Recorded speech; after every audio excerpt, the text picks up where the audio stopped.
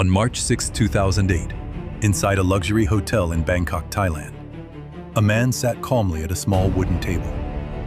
On that table was a number written on a piece of paper: $20 million.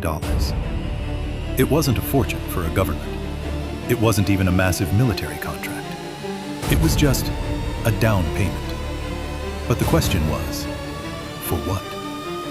The man sitting there was someone who had fueled wars across continents. A man accused of arming militias, child soldiers, rebel armies, and even governments under sanctions. A man whose business had reportedly touched at least 5 major conflicts. And those $20 million? According to US investigators, it was the first payment in a deal that could have involved weapons capable of killing thousands, possibly even something far more devastating. The buyer was not a country. It was believed to be a Colombian guerrilla organization.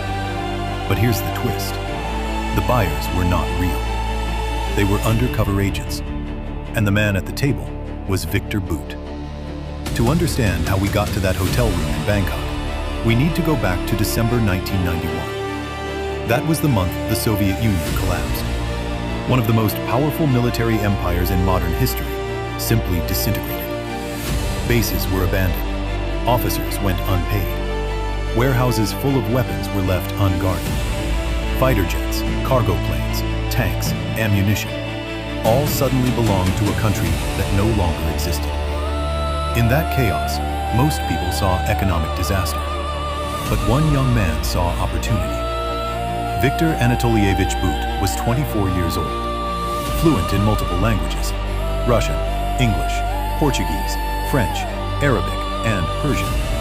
He understood something others didn't. Weapons don't disappear when empires fall. They become inventory.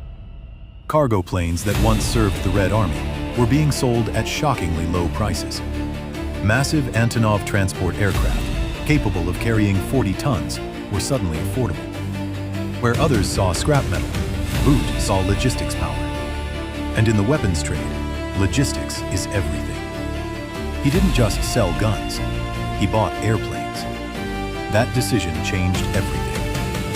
By the early 1990s, Bout had begun building a network of cargo companies. Some were registered in countries with minimal aviation oversight. Some operated under shifting corporate names.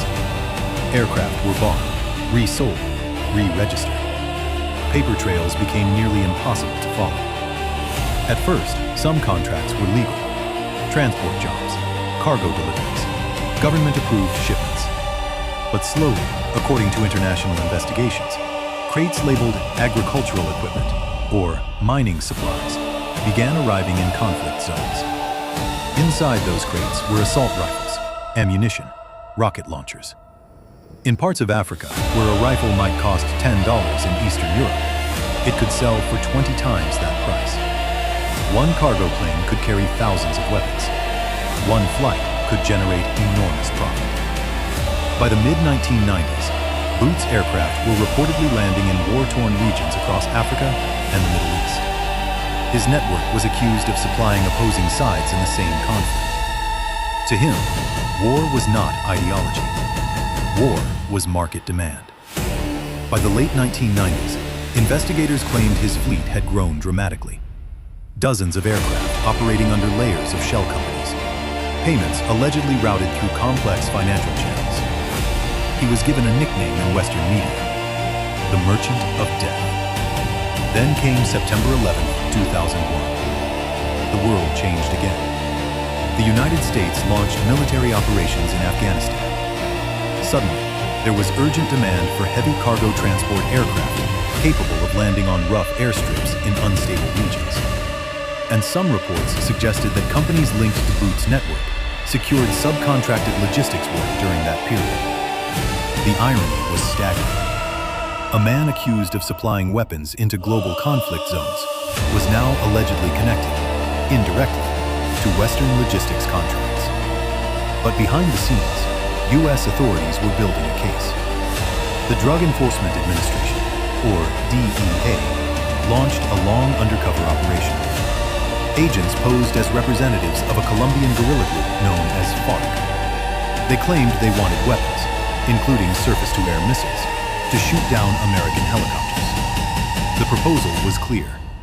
Large quantities, fast delivery. $20 million up front. In March 2008, a meeting was arranged in Bangkok. Hidden cameras, hidden microphones, a carefully staged negotiation. During the recorded conversation, Bout allegedly expressed willingness to supply weapons, knowing they could be used against U.S. forces.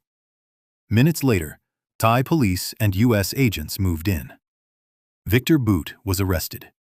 What followed was a legal and diplomatic battle between Russia and the United States. For 2 years, courts debated extradition. In 2010, Thailand approved his transfer to the U.S. In 2012, a federal court sentenced him to 25 years in prison on charges including conspiracy to kill U.S. nationals and support terrorism. For many, the story seemed finished. But history had one more twist. In December 2022, American basketball player Brittany Griner was detained in Russia. Months later, a prisoner exchange was negotiated. On December 8, 2022, at an airport in Abu Dhabi, 2 planes stood facing each other.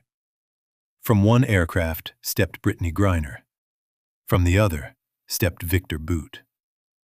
The exchange was complete. After more than a decade in a U.S. prison, the alleged merchant of death returned to Russia. Supporters say he was a businessman, unfairly targeted by geopolitics. Critics say he fueled some of the world's deadliest conflicts. So what about the $20 million in that Bangkok hotel? It was never for a nuclear bomb. It was part of a sting operation. A trap designed to test whether one of the world's most elusive arms traffickers would agree to arm a group targeting Americans. Whether he was a mastermind, a scapegoat, or simply a product of post-Cold War chaos remains debated.